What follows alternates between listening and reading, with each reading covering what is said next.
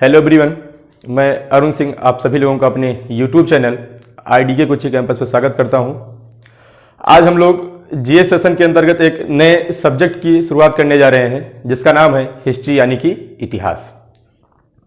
ठीक है, इतिहास के अंतर्गत सबसे पहले हम ये जानेंगे कि इतिहास किसे कहते हैं या इतिहास है क्या। दूसरी चीज, इतिहास को हम क्यों पढ़ते हैं, और तीसरी बात, इसे हम कैसे पढ़ते हैं। ठीक है, तो सबसे पहले हम बात करते हैं कि हिस्ट्री है क्या, आखिर इतिहास कहते किसे हैं। तो हिस्ट्री का मतलब होता है कि अतीत के अध्ययन करने वाले शास्त्र को इतिहास कहा जाता है, या अतीत के अध्ययन करने वाले शास्त्र को या ग्रंथ को हम क्या कहते हैं, इतिहास कहते हैं। कहने का मतलब है कि जो बीत गया वही क्या है, इतिहास है। History is the study of past. ठीक है, तो हिस्ट्री जो आपका शब्द है ये ग्रीक भाषा के हिस्टोरिया नामक शब्द से बना हुआ है, जिसका मतलब होता है कि जो इंफॉर्मेशन हमको इन्वेस्टिगेशन से प्राप्त होती है। ठीक है, इतिहास में सबसे पहले अतीत की घटनाओं को जो लिखने का काम किया था वो एक यूनानी लेखक हेरोडोटस ने किया था। किसने किया था? हेरोडोटस ने। उनकी एक पुस्तक थी जिसका नाम था हिस्टोरिका। इसी वजह से हेरोडोटस को फादर ऑफ हिस्ट्री कहा जाता है, या फिर इतिहास का जनक या पिता माना जाता है।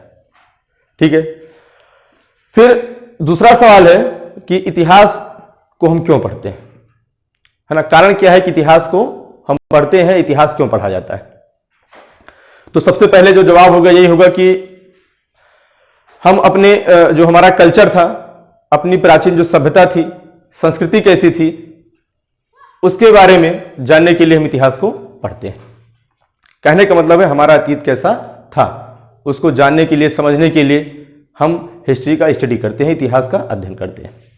दूसरी बात, आप देखेंगे कि ढेर सारे ऐसे सब्जेक्ट हैं कि अगर जब तक हम हिस्ट्री को नहीं समझेंगे, नहीं पढ़ेंगे, तब तक उन विषयों के बारे में हमें जो है बेहतर तरीके से जानकारी नहीं प्राप्त हो पाएगी। जैसे अगर हम बात करें राजनीति शास्त्र की, समाज शास्त्र की, और देशों के अंतर्राष्ट्रीय संबंध की, अंतर्राष्ट्रीय अर्थव्यवस्था के विकास की बात करें, तो इन सब की जो जानकारी है वो बिना हिस्ट्री के हमको नहीं मिल सकती। बिना हिस्ट्री पढ़े हम इन सब चीजों के बारे में बेहतर तरीके से नहीं जान पाते। और तीसरा जो सबसे अहम कारण है वो ये है कि हिस्ट्री जो है ये हमारी प्रतियोगी परीक्षा में पूछा जाता है। यहां से सवाल हमारी परीक्षा में पूछा जाता है, इसी वजह से हम इतिहास को पढ़ते हैं। ठीक है, तीसरा बात क्या है कि इतिहास को हम कैसे पढ़ते हैं। सबसे इंपॉर्टेंट आपका है कि इतिहास को हम कैसे पढ़ते हैं। जैसे कि आपको बताया गया कि इतिहास क्या है, अतीत क्या अध्ययन है। अतीत के अध्ययन करने वाले शास्त्र को हम क्या कहते हैं, इतिहास कहते हैं। तो इतिहास जो आपका है किस किस कारकों पर निर्भर करता है। तो सबसे पहला जो आपका अहम कारण है वो है भूगोल का प्रभाव। आप देखेंगे कि कोई भी राष्ट्र हो, कोई भी समाज हो, उसका जो इतिहास होता है वह उसके भौगोलिक क्षेत्र पर, या यूं कहें भूगोल पर निर्भर करता है। जैसा उसका भौगोलिक क्षेत्र होगा उस प्रकार से उसका क्या होगा, इतिहास होगा। आइए एक एग्जाम्पल के माध्यम से समझते हैं कि इतिहास पर भूगोल का क्या प्रभाव पड़ता है। हम भारत की बात करें तो देखेंगे भारत जिसके पूरब में बंगाल की खाड़ी है, पश्चिम में अरब सागर है और दक्षिण में हिंद महासागर है। इसका जो अक्षांशीय विस्तार है वो 8 डिग्री 4 मिनट से लेकर के 37 डिग्री 6 मिनट तक। वहीं अगर हम देशांतरीय विस्तार की बात करें तो 68 डिग्री 7 मिनट से लेकर के 97 डिग्री 25 मिनट तक। यह भारत का देशांतरीय विस्तार है। अगर ग्लोब पे देखेंगे तो भारत की जो स्थिति है, भारत उत्तरी पूर्वी गोलार्ध में स्थित है। कहां स्थित है? उत्तरी पूर्वी गोलार्ध में स्थित है। भारत के उत्तर में आपको विशाल पर्वतीय क्षेत्र मिलेगा, हिमालय के नाम से विस्तार आपको मिलेगा। इसी हिमालय पर्वत क्षेत्र के या हिमालय का ही जो भाग जिसका विस्तार हमको पाकिस्तान में मिलता है उसको हम सुलेमान पर्वत श्रेणी के नाम से जानते हैं। और इसी का जो भाग हमको मिलता है अफगानिस्तान में, उसको हम हिंदू कुश पर्वत के नाम से पढ़ते हैं।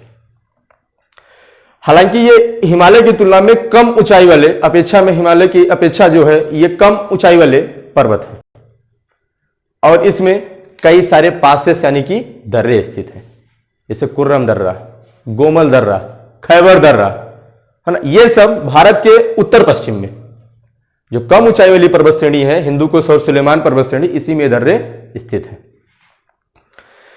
इसी दर्रे से होकर के जो विदेशी आक्रांता थे, भारत पर जो विदेशियों का आक्रमण हुआ था, चाहे हम ईरानी की बात करें, यूनानी की बात करें, मंगोलों की बात करें, अरबों की बात करें, तुर्कों का आक्रमण हम पढ़ेंगे, मुगलों का आक्रमण की बात हम करेंगे, जितने भी भारत पर विदेशी आक्रमण हुए हैं वो सब इन्हीं दर्रे से होकर के भारत आए।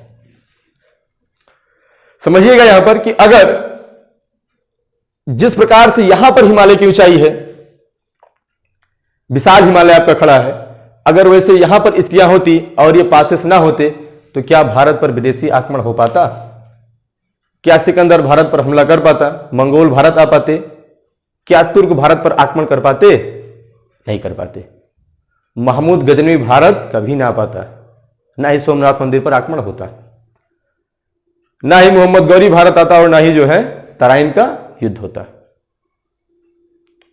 ठीक है, तो इसी प्रकार से देखेंगे कि इतिहास निर्भर करता है भूगोल पर कि उस क्षेत्र का या उस राष्ट्र का किस प्रकार का भौगोलिक क्षेत्र है। सोचिए, अगर कुतुबुद्दीन ऐबक भारत ना आता, गुलाम वंश की स्थापना ना करता, तो जो वर्तमान में आप देखते हैं 2.5 दिन का झोपड़ा की बात करें या हम कुतुब मीनार की बात करें, तो क्या ये इमारतें भारत में होती? ना होती। ना दिल्ली का लाल किला होता, ना आगरा का ताज महल होता। तो इस प्रकार से हम समझ सकते हैं कि जो इतिहास है वो निर्भर करता है किस पे? भूगोल पे, कि उस राष्ट्र का या उस देश का भौगोलिक क्षेत्र कैसा है। ऐसे ही आप देखेंगे कि भारत के उत्तर की अगर हम बात करें, हिमालयी पर्वतीय क्षेत्र से नीचे भारत में उत्तर का विशाल मैदान है, मैदानी क्षेत्र है, गंगा यमुना का दोआब वाला क्षेत्र है।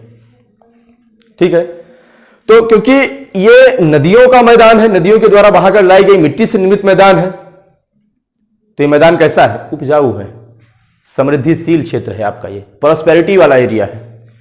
इसी वजह से आप देखेंगे कि भारत में जितने भी बड़े बड़े साम्राज्यों की स्थापना हुई है, चाहे मुगल साम्राज्य की बात करेंगे या फिर मौर्य साम्राज्य की बात करें, गुप्त काल की बात करें, गुप्तोत्तर काल की बात करें, या फिर हम जो है दिल्ली सल्तनत की बात करें, मुगल साम्राज्य की बात करें, जितने भी बड़े बड़े साम्राज्य थे, इन सब की स्थापना भारत के इसी उत्तरी पर्वतीय क्षेत्र में हुई, इसी उत्तरीय मैदानी क्षेत्र में हुई है।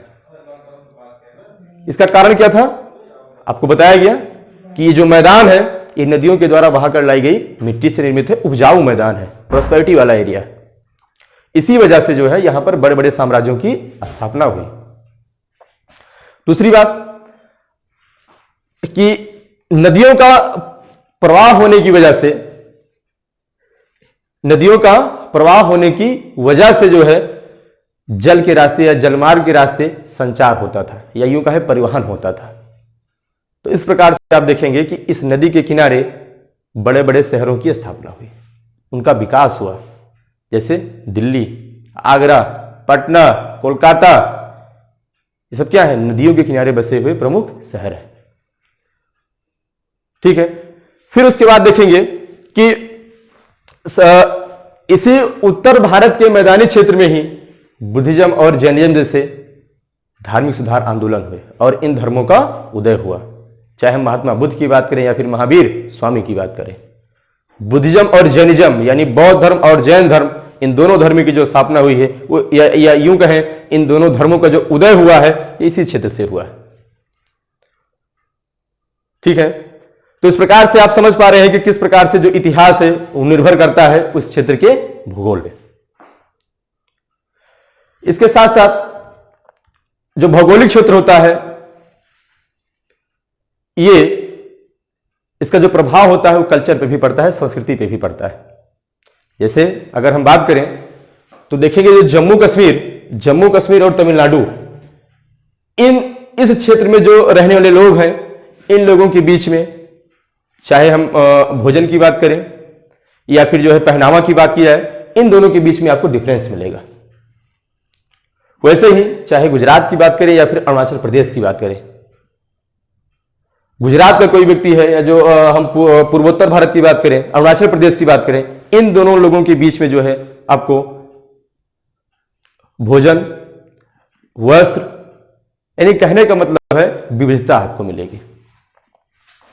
ठीक है, आगे बढ़ते हैं। तो इसके बाद फिर देखेंगे कि जो भौगोलिक क्षेत्र है इसका प्रभाव पड़ता है धर्म पे भी। धर्म का भी भौगोलिक क्षेत्र पर भौगोलिक जो क्षेत्र है उसका भी प्रभाव पड़ता है धर्म पर। जैसे फॉर एग्जांपल अगर हम बात करें, इस्लाम धर्म की बात करते हैं। जो इस्लाम धर्म है इसकी स्थापना कहां से हुई है? अरब से, सऊदी अरबिया से। अब इस्लाम धर्म की स्थापना सऊदी अरबिया में हुई है 6ठी सदी में। हजरत मोहम्मद पैगंबर साहब के द्वारा जो है इस्लाम धर्म की स्थापना की जाती है। तो क्योंकि इसका जो इस्लाम धर्म है इसकी स्थापना सऊदी अरबिया क्षेत्र में हुई है, और सऊदी अरबिया का भौगोलिक क्षेत्र कैसा है? डिजर्ट वाला एरिया है, मरुस्थल पाए जाते हैं, रेगिस्तान पाए जाते हैं।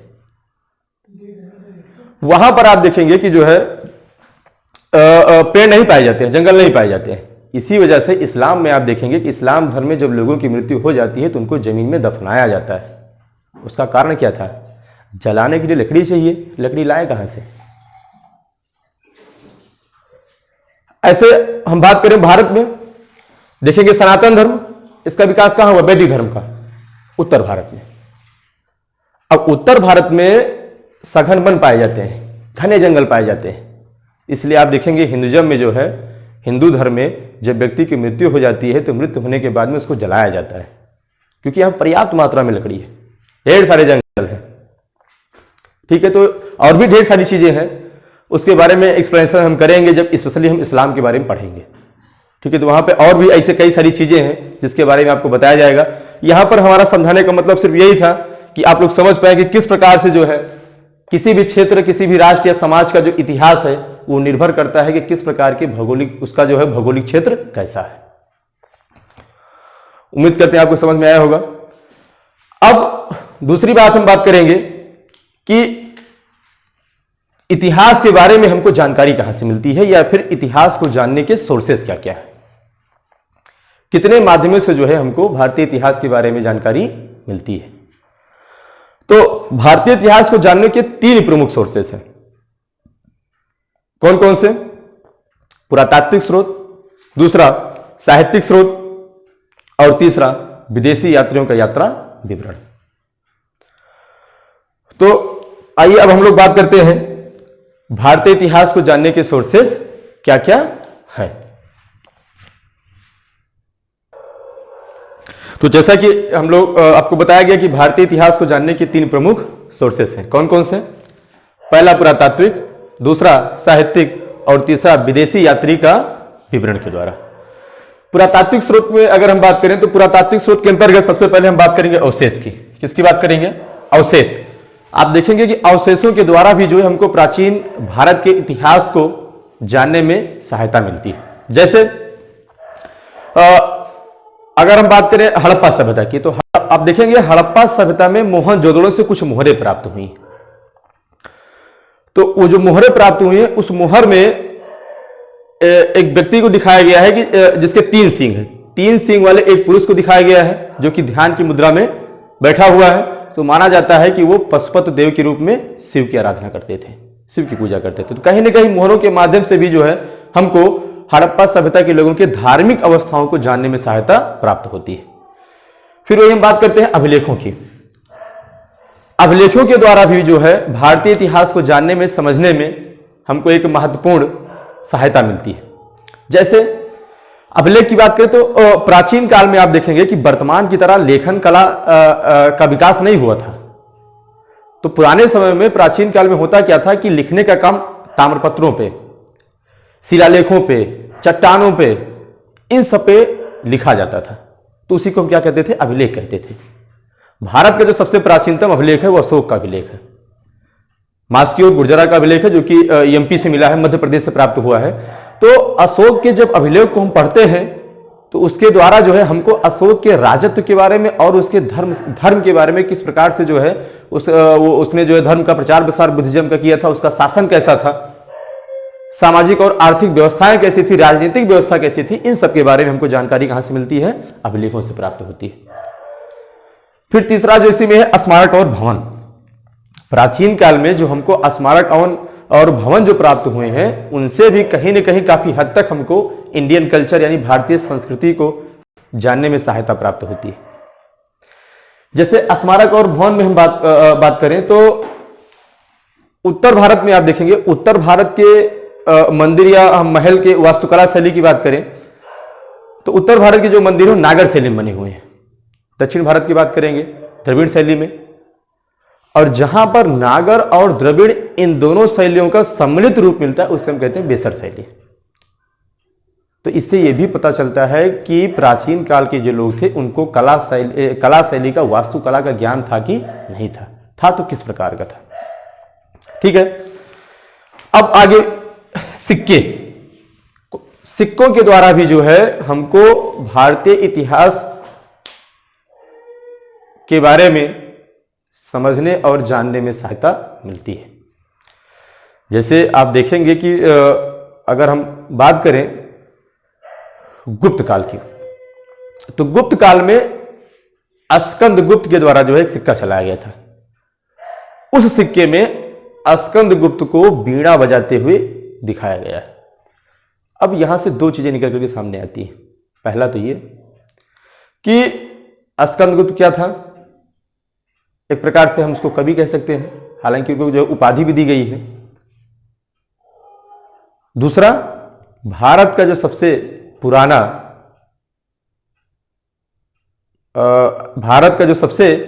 पुराना जो म्यूजिकल इंस्ट्रूमेंट है वो आपका क्या है? बीड़ा है।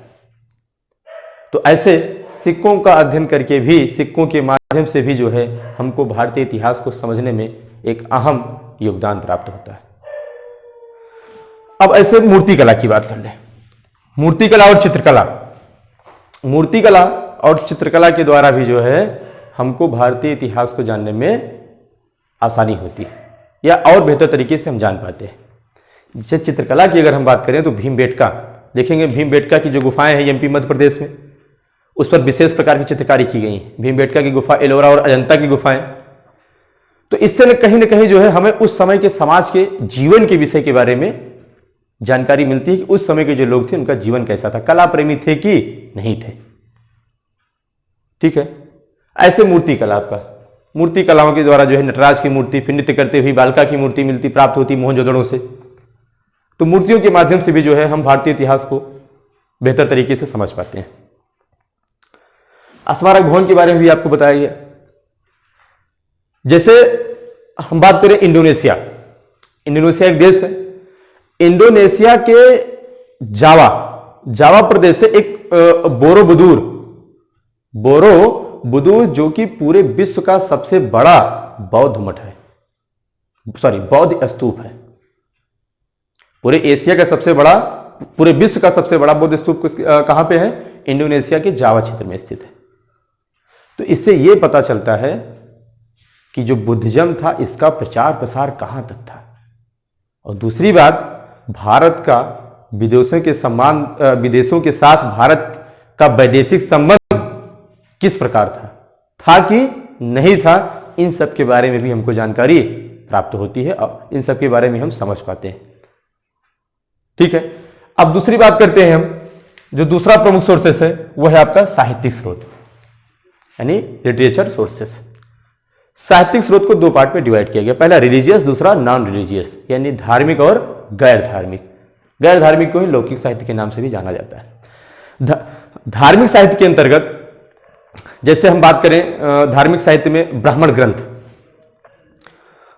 में अगर हम वेद की बात करते हैं तो जब हम वेद का अध्ययन करते हैं तो वेदों का अध्ययन करके हमको यह पता चलता है कि ऋग वैदिक काल के जो आर्य लोग थे ये कैसे थे, इनकी संस्कृति कैसी थी, इनका जीवन कैसा था,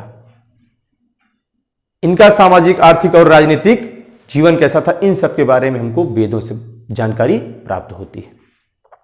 ठीक है, फिर ब्राह्मणोत्तर ग्रंथ आपका आएगा। ब्राह्मण ग्रंथ के बाद में फिर वेद, उपवेद, उपनिषद, वेदांग।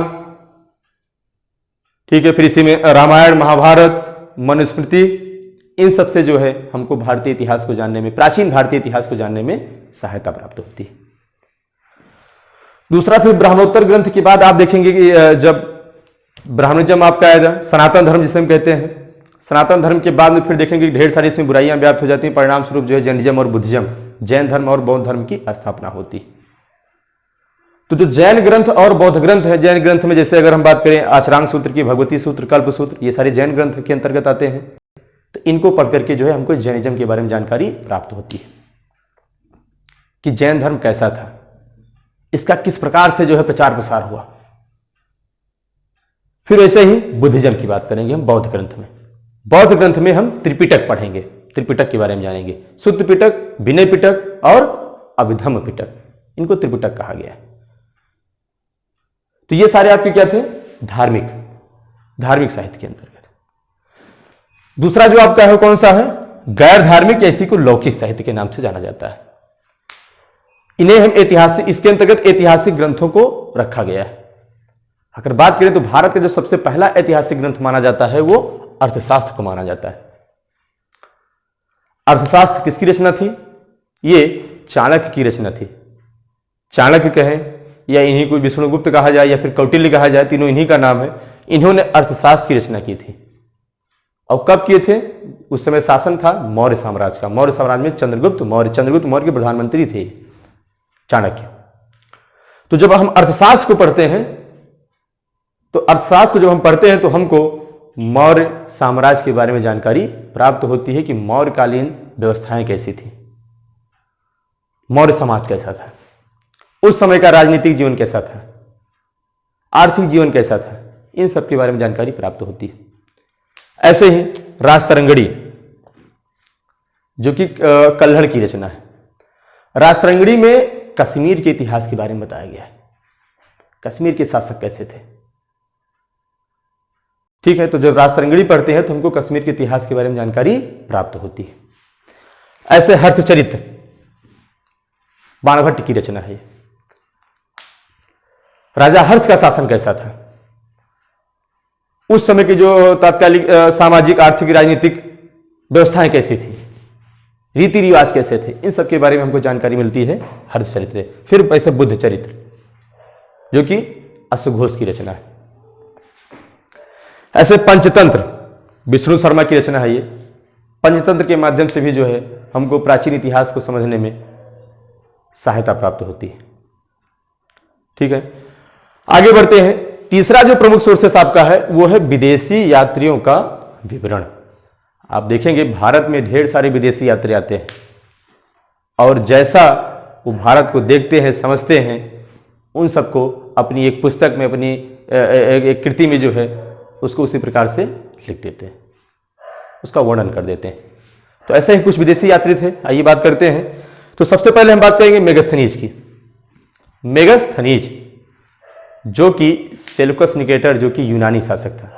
सेल्यूकस निकेटर सिकंदर का सेनापति था। सेल्यूकस निकेटर ने मेगस्थनीज को राजदूत के रूप में चंद्रगुप्त मौर्य के दरबार में भेजा था। तो मेगस्थनीज जब भारत आया तो चंद्रगुप्त मौर्य के दरबार में, तो इसने देखा कि जो है मौर्य वंश था, जो मौर्यों का शासन था, वो किस प्रकार का था। मौर्य काल की राजनीतिक व्यवस्था कैसी थी, सामाजिक व्यवस्था कैसी थी, धार्मिक व्यवस्था कैसी थी, लोगों का आर्थिक जीवन क्या था, इकोनॉमी क्या थी, अर्थव्यवस्था किस पर निर्भर थी, इन सब के बारे में जो जानकारी मिलती है वो मेगस्थनीज के द्वारा लिखी गई पुस्तक इंडिका से प्राप्त होती है। तो जब हम इंडिका पढ़ते हैं तो हमको मौर्य साम्राज्य के बारे में जानकारी प्राप्त होती है। ऐसे फायान, आप देखेंगे कि लगभग 5वीं सदी के आसपास, उस समय भारत पर जो शासन था वो गुप्त काल के राजाओं का था, और गुप्त काल में जो शासन था वो चंद्रगुप्त सेकेंड यानी विक्रमादित्य का शासन था। उसी समय जो है फायान भारत की यात्रा करता है। फायान जो थे चीनी यात्री थे, चीन का था, रहने वाला था। ये भारत आता है। भारत क्यों आते हैं? तो ये भारत बौद्ध का दर्शन करने के लिए या फिर बुद्धिज्म का, बौद्ध धर्म का अध्ययन करने के लिए भारत आते हैं। तो ये देखते हैं कि उस समय चंद्रगुप्त सेकेंड के समय भारत कैसा था, उस समय की राजनीतिक, धार्मिक और आर्थिक व्यवस्थाएं कैसी थी, लोगों का सामाजिक जीवन कैसा था। तो जैसा देखते हैं तात्कालिक भारत के बारे में जो भी देखते हैं उन सबको अपनी पुस्तक फोक्यू में लिख देते हैं। तो जब हम फोक्यू पढ़ते हैं तो हमको गुप्त जो साम्राज्य था, जो शासक थे, उनके शासन के बारे में जानकारी प्राप्त होती है। ऐसे हम बात करेंगे ह्वेनसांग की। ह्वेनसांग जो कि लगभग 7वीं सदी के आसपास भारत आया था। उस समय जो भारत में शासन था वो पुष्पभूति वंश के राजा थे, राजा हर्ष, उनको हर्षवर्धन के नाम से भी जाना जाता है, उनका शासन था। तो ह्वेनसांग जब भारत आता है देखता है कि जो राजा हर्षवर्धन थे इनका साम्राज्य कैसा चल रहा था। जैसा देखता है तत्कालीन भारत के बारे में उनका वर्णन जो है अपनी पुस्तक सिवकी में कर देता है। तो जब हम सिवकी पढ़ते हैं तो हमको राजा हर्ष के शासनकाल के बारे में जानकारी प्राप्त होती है। इसके साथ साथ यहां से हमको बुद्धिज्म के बारे में भी जानकारी प्राप्त होती है कि उस समय भारतीय समाज पर बुद्धिज्म का क्या प्रभाव पड़ा था। बौद्ध धर्म के प्रभाव के बारे में भी हमको जानकारी मिलती है। ठीक है, ऐसे आगे देखेंगे अलबर्नी। अलबर्नी जो है ये भारत की यात्रा करता है, ये अरबी यात्री था। अलबर्नी कहाँ का यात्री था? अरबी यात्री था ये। तो अलबर्नी जब भारत आता है तो उस समय भारत पे जो शासन होता है, यूं कहें राजपूतों का शासन होता है, राजपूत काल का शासन चलता है, क्योंकि महमूद गजनवी के साथ भारत आया था। अलबर्नी किसके साथ भारत आया था? महमूद गजनवी के साथ भारत आया था। तो उस समय भारत में जो शासन होता है वो राजपूतों का होता है। तो अलबर्नी उस समय की जो राजपूत काल के जो राजा थे वो कैसे थे, उनका शासन किस प्रकार का था, यहां तक कि भारतीय संस्कृति को जानने के लिए कि इंडियन कल्चर कैसा था, इसको समझने के लिए अलबर्नी संस्कृत भाषा को सीखता है। और उसके बाद जो है फिर वो भारत के धार्मिक संस्कृतियों को, जो इंडियन कल्चर था वो कैसा था, रिलीजियस धार्मिक व्यवस्था कैसी थी, इन सब के बारे में भी वो अध्ययन करता है। अलबर्नी की जो पुस्तक है वो है तहकीक ए हिंद, या इसी को किताबुल हिंद कहा जाता है। ये अलबर्नी के द्वारा लिखी गई पुस्तक है। फिर ऐसे देखेंगे इब्न बतूता, जो कि अफ्रीका महाद्वीप में कंट्री आपका है मोरक्को का निवासी था। ये 13वीं सदी के आसपास, 13वीं सदी में जो है भारत की यात्रा करता है। उस समय भारत पे जो शासन होता है दिल्ली सल्तनत के अंतर्गत तुगलक वंश का शासन होता है। तो जो इब्न बतूता जो भारत आता है ये मोहम्मद बिन तुगलक के शासनकाल में भारत आता है। उस समय दिल्ली सल्तनत में जो शासन होता है तुगलक वंश का होता है, तुगलक वंश में मोहम्मद बिन तुगलक का शासन होता है। उनके शासनकाल में इब्न बतूता भारत आता है और देखता है कि तुगलक। तो आपने देखा कि जो है किस प्रकार से विदेशी यात्री भारत में आते हैं और भारत को जिस प्रकार से वो देखते हैं, समझते हैं, वो अपनी पुस्तकों में उसका वर्णन कर देते हैं। अब आइए आगे हम बात करते हैं इतिहास के विभाजन की। तो देखेंगे कि इतिहास को, भारतीय इतिहास को 3 पार्ट में डिवाइड किया गया है। कौन कौन सा? प्राचीन काल, मध्यकाल और आधुनिक काल। ठीक है, अभी आप देखेंगे कि हमने यहाँ पे जो है डेट नहीं लिखा, टाइम नहीं लिखा है, टाइम का हमने एक्सप्लेनेशन नहीं किया है। जब पार्टिकुलर हम टॉपिक की बात करेंगे तो वहां पर जो है समय के बारे में आपको बताया जाएगा। ठीक है, कि कब से कब तक प्राचीन काल माना जाता है, फिर मध्यकालीन भारत की शुरुआत कहाँ से होती है, फिर आधुनिक काल का भारत की शुरुआत कहाँ से होती है। जब स्पेशली हम टॉपिक स्टार्ट करेंगे तो वहां पर इस बात की चर्चा करेंगे। तो सबसे पहले अगर हम बात करें प्राचीन काल की भारत की, तो प्राचीन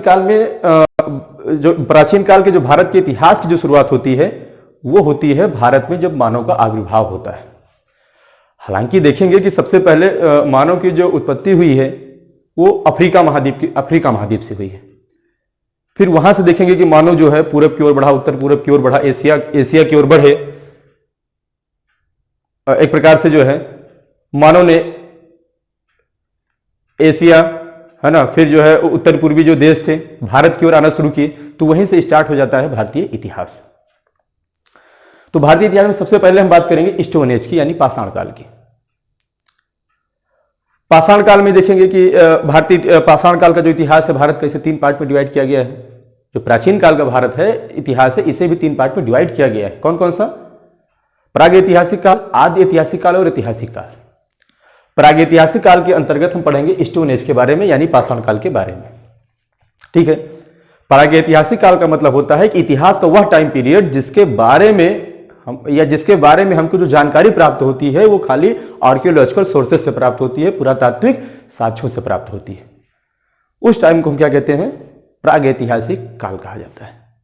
उसके अंतर्गत हम पढ़ेंगे पाषाण काल के बारे में। पाषाण काल में पूरा पाषाण काल, मध्य पाषाण काल और नवपाषाण काल के बारे में फिर पढ़ेंगे। उसमें पूरा पाषाण काल का मानव कैसा था, मध्य पाषाण काल का मानव कैसा था, नवपाषाण काल का मानव कैसा था, क्या परिवर्तन आया, इससे बात करेंगे। हालांकि जब स्पेशली टॉपिक शुरू करेंगे तो वहां पर अच्छे से चर्चा करेंगे, इसके बारे में समझेंगे बेहतर तरीके से हम कि पूरा पाषाण काल में देखेंगे मानव का जो जीवन होता है वो खाना बदोश होता है, खाद्य संग्राहक होता है, जंगली जानवरों के मांस पर निर्भर होता है। लेकिन जैसे ही नवपाषाण काल आता है मानव कृषि और पशुपालन करना सीख जाता है। उसका जीवन जो खाद्य संग्राहक था वो अब एक खाद्य उत्पादक बन जाता है। तो किस प्रकार से मानव के जीवन क्रमिक जो विकास होता है, कैसे परिवर्तन होता है, इन सब चीजों को हम बेहतर तरीके से समझेंगे। आगे फिर बात करेंगे हम। प्रागैतिहासिक काल आपका हो गया। दूसरा जो आता है वो आता है आदि ऐतिहासिक काल। आदि ऐतिहासिक काल क्या है? इतिहास की वह घटनाएं जिनके बारे में हमें पुरातात्विक साक्ष्य मिलता है, उसके अलावा हमको लिखित साक्ष्य भी मिलता है। ठीक है। लेकिन समस्या यह है कि जो भी लिखित साक्ष्य मिलता है उसकी लिपियां ऐसी हैं कि अभी तक उसको पढ़ने में सफलता प्राप्त नहीं हुई है। तो आदि ऐतिहासिक काल के अंतर्गत हम लोग पढ़ेंगे, संस्कृति के बारे में जानेंगे, सभ्यता के बारे में जानेंगे। और सभ्यता के अंतर्गत हम दो संस्कृति पढ़ेंगे। कौन कौन सी? हड़प्पा और वैदिक सभ्यता। फिर वैदिक सभ्यता को देखेंगे, दो पार्ट में डिवाइड किया गया है, ऋग वैदिक काल और उत्तर वैदिक काल, लेटर वैदिक पीरियड। फिर देखेंगे वैदिक सभ्यता का जन्म होगा, सनातन धर्म आपका आएगा, सनातन धर्म का उदय होगा, ब्राह्मण धर्म की स्थापना हो जाएगी। फिर जो है देखेंगे कि जो वैदिक जो धर्म था, वैदिक धर्म में धीरे धीरे जो है उत्तर वैदिक काल आते आते उसमें ढेर सारी बुराइयां व्याप्त हो जाती है। जैसे ऋग वैदिक काल में आप देखेंगे कि जो वर्ण व्यवस्था थी, कहा गया कि जो वर्ण व्यवस्था है उसका जो आधार होगा वो क्या होगा? जन्म से या जाति से नहीं होगा, किससे होगा? कर्म से होगा। जो जैसा कर्म करेगा उसको उसी वर्ण में रखा जाएगा। ये बात थी ऋग वैदिक काल की।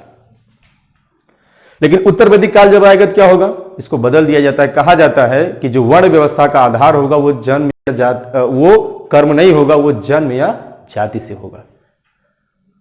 जो जिस जाति में जन्म लेगा उसको उसी वंश में, उसी जो है वर्ण में रखा जाएगा। चार वर्ण व्यवस्था के बारे में, चार वर्णों के बारे में जानकारी मिलती है, ब्राह्मण, क्षत्रिय, वैश्य और शूद्र। फिर देखेंगे उत्तर वैदिक काल में क्या होता है? शूद्र, जो शूद्र वर्ग था इनको उपनयन संस्कार में अधिकार नहीं दिया जाता है। इनका जो उपनयन संस्कार है उसे प्रतिबंधित कर दिया जाता है। उपनयन संस्कार का मतलब था शिक्षा का संस्कार।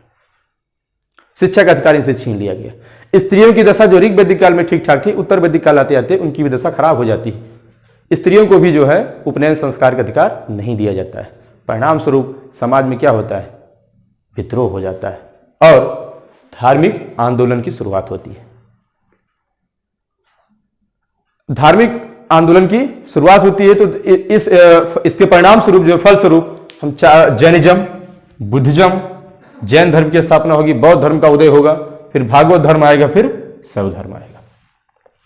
तो ये हम लोग पढ़ेंगे धार्मिक आंदोलन, जैन धर्म के बारे में, बौद्ध धर्म के बारे में। ठीक है। इनका उत्थान कैसे हुआ, इनका पतन कैसे हुआ, फिर भागवत धर्म की स्थापना की हुई, क्या कारण था कि शैव धर्म की स्थापना हुई, इन सब के बारे में बेहतर तरीके से समझेंगे। ठीक है। आगे बढ़ते हैं। फिर इसके बाद में देखेंगे कि 16 महाजनपदों काल का आरंभ होगा। महाजनपद काल के अंतर्गत 16 महाजनपद के बारे में हम पढ़ेंगे। 16 महाजनपद में सबसे जो शक्तिशाली महाजनपद के रूप में उभर करके सामने आता है वो आता है मगध। मगध यानी वर्तमान का बिहार।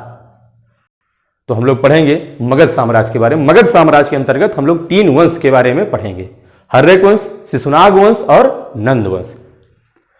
फिर मगध साम्राज्य के अंतर्गत जब शासन होता है नंद वंश का, नंद वंश का जो राजा होता है धनानंद, उसी के समय भारत पर विदेशी आक्रमण शुरू हो जाते हैं। विदेशी आक्रमणों की शुरुआत हो जाती है। ईरानी और यूनानियों का आक्रमण शुरू हो जाता है, साइरस और सिकंदर। फिर देखेंगे जो है धनानंद के शासन के समय सिकंदर भारत पर आक्रमण करता है 326 ईसा पूर्व में।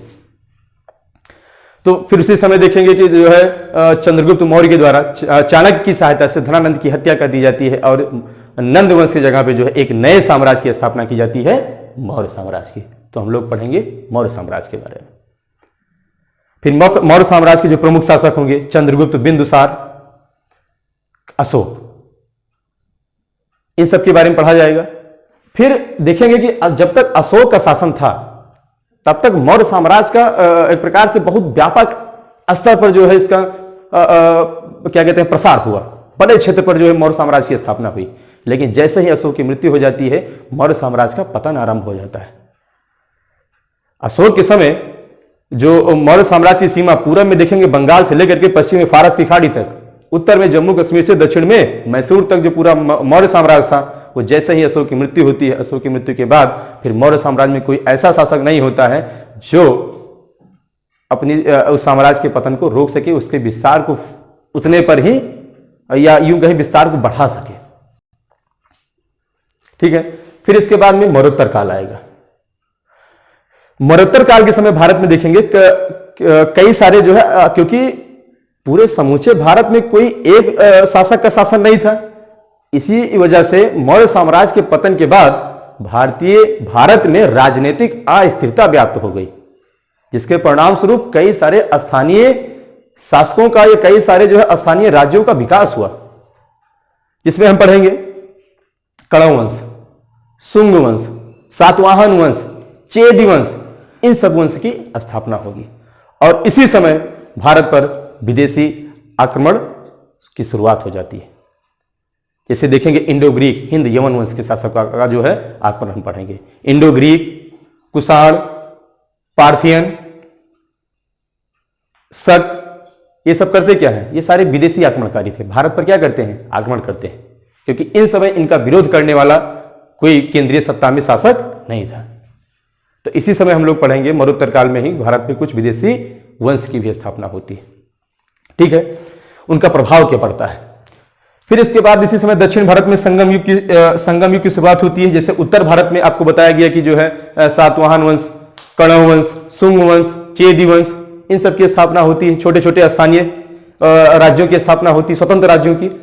वैसे ही दक्षिण भारत में भी स्थानीय शासकों का उदय होता है, स्थानीय क्षेत्रों का या यूं कहा जाए स्थानीय राज्यों का उदय होता है, जिसमें हम पढ़ेंगे चोल वंश, चेर और पांड्य वंश के शासकों के बारे में।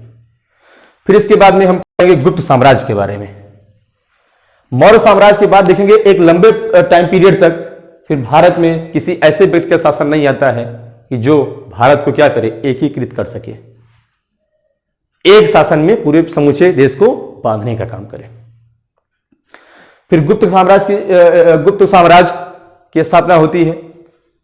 आप देखेंगे कि प्राचीन भारत के इतिहास में गुप्त साम्राज्य को भारत का स्वर्णिम युग कहा जाता है। क्या कारण था कि गुप्त साम्राज्य को भारतीय इतिहास का गोल्डन एज कहा जाता है, स्वर्णिम युग कहा जाता है। इन सब के बारे में चर्चा करेंगे जब हम पढ़ेंगे गुप्त साम्राज्य के बारे में। फिर गुप्त साम्राज्य के बाद में गुप्तोत्तर काल आएगा। गुप्तोत्तर काल को ही पूर्व मध्य काल भी कहा जाता है। उसी समय भारत में फिर राजपूत काल का आरंभ होगा। ठीक है, इसके बाद फिर इसी समय दक्षिण भारत में आप देखेंगे, दक्षिण भारत के इतिहास के बारे में भी हम लोग पढ़ेंगे। वाकाटक वंश, राष्ट्रकूट वंश, बादामी, चालुक्य वंश, इन सबके वंश के राजों के बारे में पढ़ा जाएगा। अब इसके बाद शुरुआत होती है दूसरा जो आपका है वो है मध्यकाल। मध्यकालीन भारत के इतिहास को मुस्लिम काल कहना एक प्रकार से इतिहास को सांप्रदायिक दृष्टिकोण से देखने का नजरिया होगा, लेकिन इस बात को स्वीकार करना होगा कि मध्यकालीन भारत का एक लंबा समय मुस्लिम शासकों के अधीन रहा है। जैसे आप देखेंगे दिल्ली सल्तनत के अंतर्गत आप देखेंगे गुलाम वंश, खिलजी वंश, तुगलक वंश, सैयद वंश, लोधी वंश, इन 5 वंश के जो 5 वंश थे, इनके शासन के बारे में हम लोग पढ़ेंगे। आप देखेंगे कि मध्यकाल में फिर मुगल साम्राज्य के बारे में पढ़ा जाएगा। लोधी वंश का जो अंतिम शासक होता है इब्राहिम लोधी, वो पानीपत के प्रथम युद्ध में बाबर के द्वारा पराजित होता है और उसकी हत्या कर दी जाती है। परिणाम स्वरूप भारत में मुगल साम्राज्य की स्थापना की जाती है। किसके द्वारा? बाबर के द्वारा, 1526 ईस्वी में। मुगल साम्राज्य के बारे में हम लोग अध्ययन करेंगे। फिर उसके बाद उसी समय भारत में कई धार्मिक आंदोलनों की शुरुआत होगी, जिसमें हम चिश्ती संप्रदाय, सूफीवाद के बारे में पढ़ेंगे। फिर रामानंद के बारे में पढ़ेंगे, रामानुजाचार्य के बारे में पढ़ेंगे, है ना। कई सारे जो है धार्मिक आंदोलनों की शुरुआत होती है। कबीर के बारे में पढ़ेंगे। रैदास के बारे में जानेंगे। ठीक है, फिर दक्षिण भारत में जो देखेंगे विजयनगर और बहमनी साम्राज्य की स्थापना हो जाती है। देखिए एक चीज आप देखेंगे कि मध्यकाल में मुगलों द्वारा लगभग समूचे देश को एक सूत्र में बांध दिया गया था, जिसके परिणाम स्वरूप भारतीय साम्राज्य 18वीं शताब्दी के प्रारंभ तक स्थिर बना रहा। लेकिन जैसे ही 1707 ईस्वी में औरंगजेब की मृत्यु होती है, तो औरंगजेब की मृत्यु के बाद मुगल साम्राज्य तेजी से बिखरने लगता है, उसका बिखराव उत्पन्न हो जाता है। और 18वीं शताब्दी के मध्य तक आते आते आप देखेंगे कि जो मुगल साम्राज्य है वो अनेक क्षेत्रीय राज्यों में बढ़ जाता है। यहीं से शुरुआत होती है आधुनिक काल के भारत के इतिहास की। ठीक है, जैसे देखेंगे मुगल साम्राज्य का पतन होगा, परिणाम स्वरूप क्या होगा, बंगाल में देखेंगे मुर्शीद कुली खां के द्वारा, जो कि मुगल साम्राज्य का ही एक क्या था, सूबेदार था। बंगाल में मुर्शीद कुली खां, हैदराबाद में चिनकिलीज खां और शहादत खां के द्वारा अवध, जो कि स्वतंत्र प्रांत के रूप में थे, इनकी स्थापना कर दी जाती है। ठीक है, यही नहीं, 18वीं शताब्दी के अंत तक आते आते आप देखेंगे कि कर्नाटक और मैसूर जैसे क्षेत्रीय शक्तियों का उदय हुआ और कर्नाटक धीरे धीरे मुगल सूबेदारों के कब्जे से निकल गया था। और परिणाम स्वरूप आप देखेंगे 1761 ईस्वी में हैदर अली के द्वारा, जो मैसूर के राजा थे, उनसे राजगद्दी को छीन लिया जाता है और उस पर हैदर अली अपना अधिकार कर लेता है। आप ही देखेंगे 18वीं शताब्दी में ही पंजाब में सिख, राजस्थान में राजपूत और महाराष्ट्र तथा मध्य भारत में मराठा, जो महाराष्ट्र और मध्य भारत में जो थे मराठा राज्य की स्थापना होती है। ये एक शक्तिशाली साम्राज्य के रूप में उभर करके सामने आते हैं। ठीक है, इस प्रकार 18वीं शताब्दी में भारत की राजनीतिक एकता विलक्षित हो जाती है। और सबसे बड़ा जो कारण था वो ये था, यही राजनीतिक अस्थिरता अंततः भारत में अंग्रेजी विजय का कारण साबित होती है। समझ पा रहे हैं आप लोग? अगर भारत में जो राजनीतिक अस्थिरता व्याप्त थी, इसी का फायदा उठाते हैं कौन? अंग्रेज।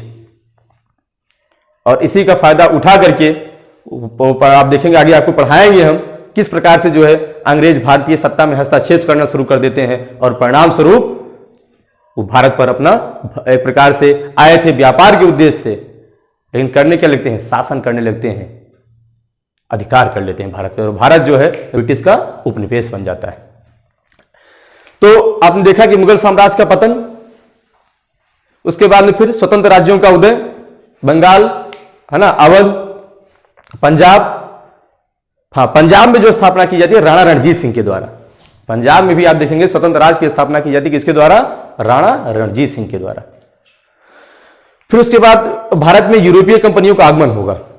पहले पुर्तगाली आएंगे, फिर डच आएंगे, फिर ब्रिटिश आएंगे, फिर डेनिश आएंगे, फिर फ्रांसीसी कंपनियों का आगमन होगा। इनके बारे में हम पढ़ेंगे, है ना। कंपनी का बात, किस कंपनी की स्थापना कब होती है, अपनी फैक्ट्री कहां पर जो है लगाती है। ठीक है, फिर उसके बाद हम लोग समझेंगे किस प्रकार से जो ब्रिटिश थे ये भारत की राजनीतिक गतिविधि में हस्तक्षेप करना शुरू कर देते हैं, और जो आपको भी बताया गया कि राजनीतिक अस्थिरता का लाभ उठाते हुए भारत पर किस प्रकार से अपना अधिकार कर लेते हैं। फिर भारत जो है इसी अंग्रेजी शक्तियों से आजाद होने के लिए परिणाम स्वरूप आप पढ़ेंगे 1857 की क्रांति होती है, 1857 का विद्रोह होता है। 1857 के विद्रोह के बाद उसी समय भारत में अनेक प्रकार के सामाजिक और धार्मिक सुधार, धार्मिक जो है आंदोलन की शुरुआत हो जाती है। जैसे राजा राम मोहन राय के द्वारा ब्रह्म समाज की स्थापना, सती प्रथा, बाल विवाह, इन सब पर रोक लगाया जाता है। तो अनेक प्रकार के सामाजिक और धार्मिक आंदोलनों की शुरुआत होती है। तो उनके बारे में हम लोग पढ़ेंगे। स्वामी दयानंद सरस्वती के बारे में पढ़ेंगे, रामकृष्ण परमहंस के बारे में पढ़ेंगे, स्वामी विवेकानंद के बारे में जानेंगे।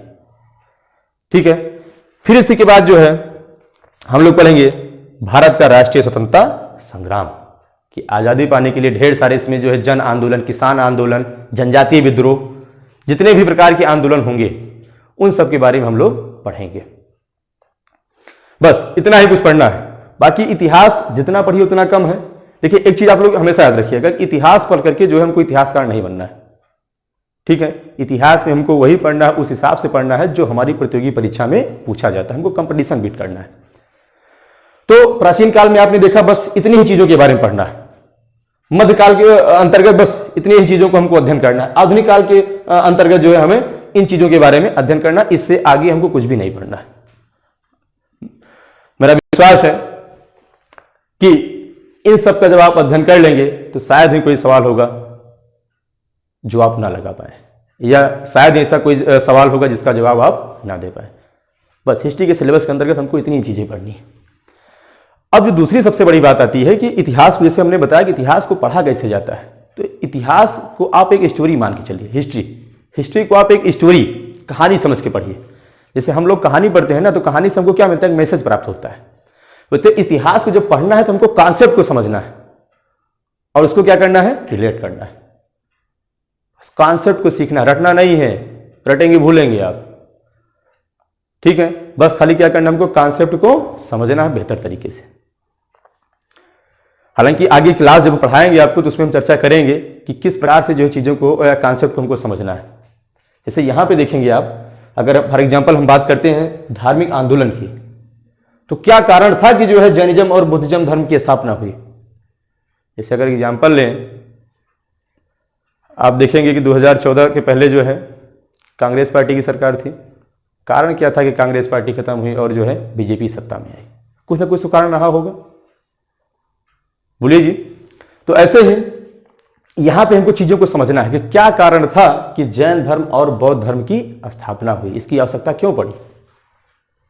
तो जवाब आपका आएगा कि जो वैदिक धर्म था, वैदिक धर्म में ढेर सारी कुरीतियां व्याप्त हो गई, भेदभाव शुरू हो गया, जातिवाद को बढ़ावा मिला, स्त्रियों के अधिकार छीन लिए गए। तो जाहिर सी बात है समाज में क्या होगा, परिवर्तन होगा, विद्रोह होगा।